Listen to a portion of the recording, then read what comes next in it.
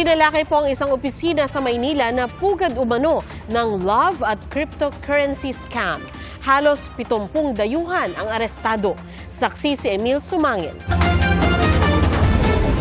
Bitbit ang kopya ng warrant to disclose computer data na inilabas ng korte.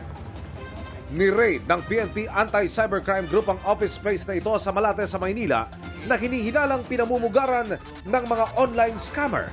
69 na mga dayuhan ang dinakip ayon sa PNP-ACG. Mahigit 50 reklamo laban sa establishmento ang natanggap nila mula Enero.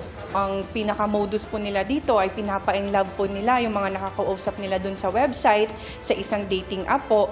And later on, nung nakuha na nila yung loob nung mga nabibiktima nila ay pinapa-invest nila or in-encourage nila na mag-invest sa cryptocurrency. Ito po ay isang modus ng investment scam kung saan yung ginagamit po ay hindi po dollars or peso, instead cryptocurrency. Karamihan sa mga biktima, mga naghahanap ng partner na nakabase sa ibang bansa.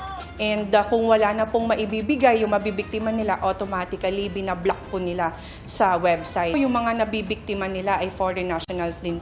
Nasa ni-raid na office space pa ang mga suspect habang hinihintay ang tauhan ng Bureau of Immigration at Manila City Hall na siyang magpoproseso sa mga nahuli pati na sa mga ebidensya.